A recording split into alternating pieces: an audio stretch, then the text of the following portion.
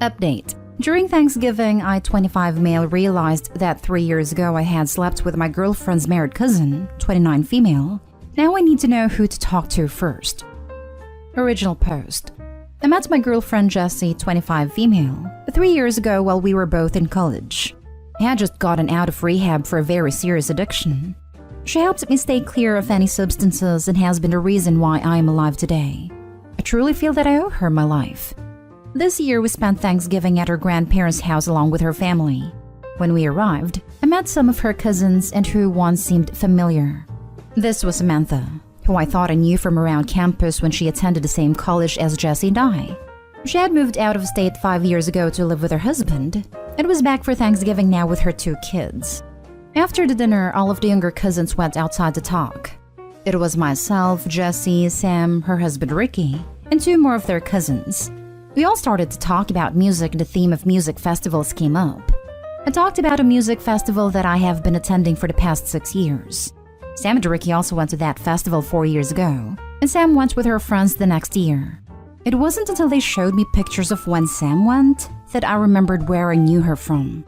During the year that Sam went with her friends, I happened to run into her with some friends. I had shoulder-length hair, was pale, and probably weighed 150 pounds while being 6'2". I now have short hair, tanner skin, with tattoos and with about 50 pounds of muscle. I am unrecognizable now. A lot of my memories from those years are pretty bad, but what I do remember is that when we met up with her group of friends, we all got really friendly. It was 3 girls and 4 of us. We had rented a suite for the weekend and decided to invite the girls over. Due to a mixture of coke, alcohol, and MDMA, I can't remember who had slept with who, but I think that I might have hooked up with Sam, and another one of my friends joined us, or I joined him. All I know is that myself and another guy did it with Sam one night, and my friends did it with her the next night. The worst part is that during those days I never wore protection, but I am sure that neither did my friend. I don't know if we finished inside her or not, but the possibility exists. Sam and her husband have been married for 5 years and have a 2-year-old and a newborn. I am definitely going to inform Ricky about what happened, but my only concern is what will happen with Jessie. I can't bear the possibility of losing her. She has been what has kept me sober throughout all these years. She has been the angel on my shoulder that has kept me out of trouble. Sam still has the same tattoo on her shoulder, so I am 100% sure that it was her. In one of her pictures from the festival, I am in the background with my back to the camera talking to my friends. I pretty much have no evidence to support my claims, and if I confront Sam alone, she will just deny it. I am sure she doesn't even recognize me. What do I do? Who do I talk to? Should I even bother? Now for the top advice before reading the update. I would talk to your girlfriend before anyone else. Yes, I'll talk to her today and ask what she wants to do. Stay out of it. This isn't your confession, it's Samantha's. If I'm reading the dates right, you didn't do anything you need to apologize to your girlfriend about, and you're possibly going to wreck the lives of 3 people if you blab. I would probably feel like trash if I just stayed quiet. Wouldn't you want to know if your wife hooked up with 2 random guys and let them finish inside her while you thought she was out with her friends? She put her husband at risk of any STDs. Thankfully, I'm clean and had already finished before my friend went in, but I don't know if he was clean. I admit that I hate the stay out of it comments whenever I see them. Telling someone is the right thing to do. Honestly, while I'm normally one for calling out cheaters, this could ruin your own life. Heck, the older kid could even be yours. And given the time that has passed, I would be tempted to let sleeping dogs lie. That said, the right thing to do is to come completely clean to your girlfriend and discuss with her the best course of action. I'd probably downplay the MFM part and just confirm you had slept with Sam. I have dark brown eyes and hair, and my friend was black. The kid is super blonde with green eye like her dad. This is kind of hard to say what to do. You really have no idea what kind of relationship they have. Some couples enjoy this kind of thing. Clearly it isn't your cup of tea. I'd mind your own business on this one. If it's their cup of tea, then her husband won't mind being told. If it isn't, then he should eventually be glad to know the truth. The kind of people that tend to advise mind your own business are typically the kind that are apprehensive of the outcome for the wrong reasons, fear/selfishness. And now for the update. Although I only got a few responses, I was surprised at the fact that 50% of the commenters said to just keep it a secret. Personally, I kind of have morals, so I decided that I was going to tell Jessie, then tell Rick.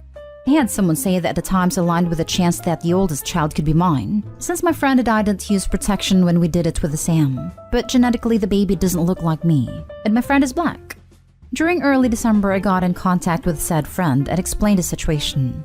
I asked him about that night. He wasn't able to remember much, but does remember that we didn't use rubbers with Sam and that we both finished inside her. I was still thinking on how to approach Jessie about this, when later that night Joe called me back telling me that he had some pictures from the festival weekend. There were 2 pictures where you could see both Sam and I. One was me in the suite's bathroom wiping blood from my nose, and Sam was behind standing near me.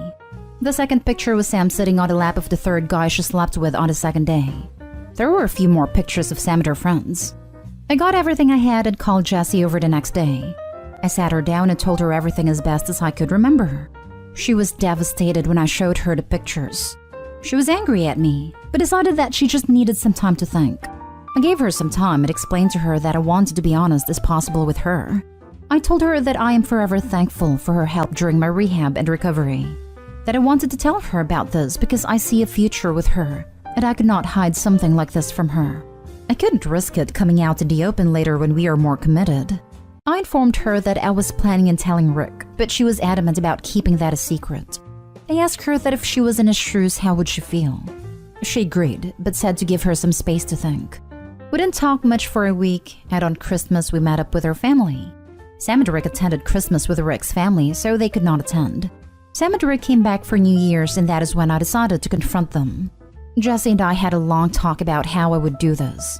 She wanted to do it anonymously, but I told her that it wouldn't work.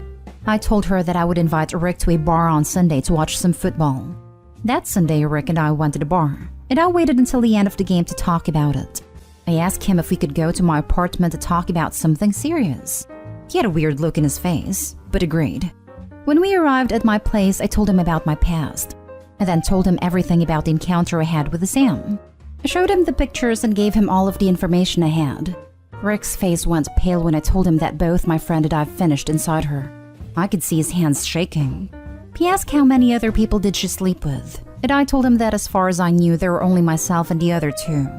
I asked him if she was on birth control at the time, because if not, there might be a possibility that she might have gotten pregnant that week. He couldn't remember if she was at the time, but a few weeks later she was pregnant. That is when he said he had enough and just got up and left. 5 minutes later, he texted me asking for the pictures. I sent them to him and told him that out of respect I had to tell him, and that he needed to know about the health risk that Sam had put him in. Now, Sam and the kids were staying at Jessie's apartment. Jessie told me that when Rick arrived, he just told Sam to pack their things and that they were leaving. Sam didn't want to leave and asked why he was angry, but Rick just said they would talk when they got home. Sam was not having any of it and demanded to know why. They began to argue, and Jessie took the kids into their bedroom. A couple minutes later, Sam and Rick came into Jessie's bedroom for the kids, and they told her that they were leaving. Sam was crying and Rick was very upset. Jessie asked what was happening. Rick told Sam to put their stuff in the car while he explained. Rick went over the whole situation, and Jessie corroborated the story he had told her. A few days later, Rick called me to talk about everything. He had been in a rut and moved into an apartment while he set up an appointment with a lawyer. After getting home from the trip, Rick grilled into Sam about everything that happened. She started to confess, but only little by little. She had apparently had another affair a year ago while on a trip with some friends. Rick had sent for a paternity test for his oldest kid, but after a few days he sent another for his youngest. A week ago he posted on Facebook that he and Sam were getting a divorce, and that he is not the father of the youngest kid. Jessie's grandma really dislikes me now for ruining Sam's marriage, since she's old school Catholic and doesn't believe in divorce. Jessie and I have been working on ourselves and have been going to couples counseling to deal with this. It has been a bit rough over the past 2 months, but I feel good about my actions and I hope Jessie can understand. You did good, man. Real proud of you. Not many would have the guts to do the right thing. And as far as Jessie's grandma's concerned, if she acts up, ask her next time if she believes in vows of fidelity. I think this should be the sub's new response to this kind of blanket religious statement people make about not believing in divorce. I'm religious myself, but there's a limit to everything naturally, and I most certainly wouldn't tell anyone to stay married if they want a divorce, whatever their reason may be. I'm just sick of people playing up the religious angle when talking about preserving marriages, while they're all too keen on ignoring the vows exchanged when said marriage was literally just starting. Or how they eagerly jump to overlook the vow about fidelity, respect and so on, while trying to force the innocent party to stay in marriage due to the in sickness and in health, or for better for worse part of the vows. Sam ruined her own marriage. All you did was be honest. Grandma needs a reality check, and also to read her Bible more carefully because adultery is explicitly named as grounds for divorce in there. I will never understand that thought process. Don't blame the person who broke the vow of fidelity. Don't even blame the spouse that is seeking the divorce. I'll blame the one person in this situation that you could argue has any integrity. If only they were a liar as well, none of this would have happened. He is not the father of the youngest kid. Oh man, that hits like a ton of cheating bricks. I feel for Rick. Sam has ruined a bunch of lives. Yeah, that was what got to me the most. The time that I had spent with Rick showed me that he is such a nice guy. He truly didn't deserve any of this. Now for the last story. My wife got violated by a family friend and now Christmas is a mess. I'll try to keep this as brief as possible. My wife is one of 3 sisters. One of her sisters has some friends who are essentially part of our family. They are at every birthday, holiday, etc. My wife and her sisters have known them for years, and there has never been an issue like this come up. I'll refer to these people as Jane and John. Me, my wife, her sister and husband, and Jane and John were all out one night drinking at a bar several months ago. We all had a decent time, and were packing into the car to head home for the night, but decided we'd continue drinking at Jane's house. Shortly after arriving there, I could tell my wife wasn't feeling well, and I suggested we went home. Once home, I realized it wasn't that she wasn't feeling well, but rather that she was very disturbed and upset by something. It took a while for her to open up to me, but once she did, she proceeded to tell me what had happened earlier. When we all loaded into the car to leave the bar, she had been sitting in the back seat next to John. I was in the front, so I had no idea any of this had happened until she told me. At some point during the ride, John had aggressively slipped his hand under her dress, attempting to feel between her legs. She swatted his hand away, but he persisted, until at some point he gave up. My wife was in utter shock, and froze up when this was happening. Combined with the loud music and various conversations that were going on, none of the 4 other people in the car had any idea this was going on, including John's wife who was in the front seat next to me.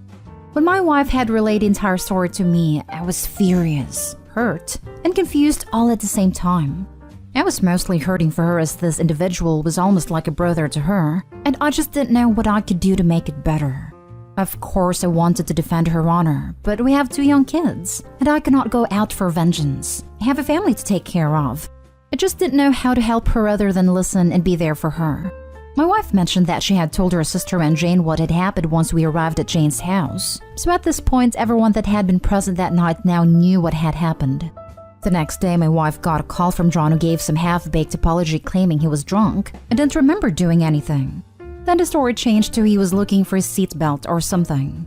We instantly cut contact with John and Jane, but here's the crux of the issue. Jane is the best friend of my wife's sister who was present that night, and they were very much have continued their relationship as if nothing had happened. Jane and John are still invited to pretty much every family event, holiday, etc. And with that being the case, my wife is essentially by default excluded now. My wife and me and our kids will not attend anything where John is present.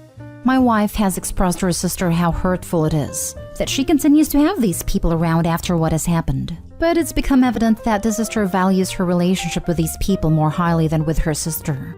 This whole thing opened up again just this past week, when my wife and sister were planning out how we were going to handle the holidays, as this will be the first holiday season since this happened.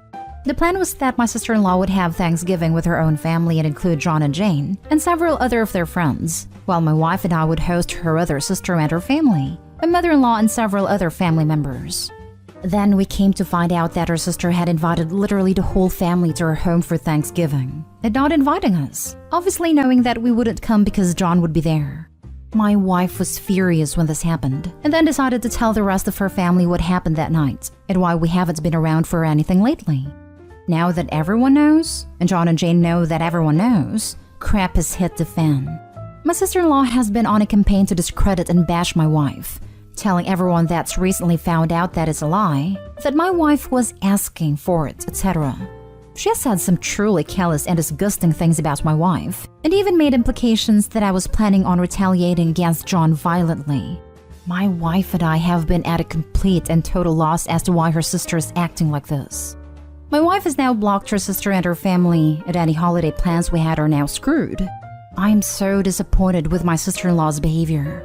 I'm not sure what I can do at this point without making the situation worse. This is pretty screwed up, and I'm sure there's ways I could have helped more, but any advice is appreciated. Now for the advice. Oh, John remembers. The fact he called shows he's in damage control and tried to blame being drunk, which is not an excuse. It goes to show where their allegiances are when John decided to do that to your wife. Your sister-in-law doesn't hold John accountable for his actions and decides to say your wife was asking for it? I would be completely disgusted with her. To add to this, the rest of the family has shown their true colors. As hard as it may be for you and your wife especially, it's better that this is out in the open. If what I am interpreting is correct, they're all kind of screwed for enabling John and siding with him over blood family. Is that a family that you want your kids around? You want your wife exposed to that BS? I know that families do a lot of weird, unexplainable things, but this is over the top bad, and something that you both should take as then revealing who they really are and what is actually important to them. I hope Opie's side of the family isn't as weird in the head. Make your own traditions. Your sister-in-law sounds toxic, and everyone else that supports this kind of behavior is also toxic. Do something to make this year special without them. You can't change them, but you can move on. Organize your own event and invite the people who still are on your side. If they come or not is okay. Take the opportunity to do everything the way you and your wife wanted and be happy. The best revenge against these people are leaving them behind, and when they come asking for help, remind them that they burned that bridge long ago.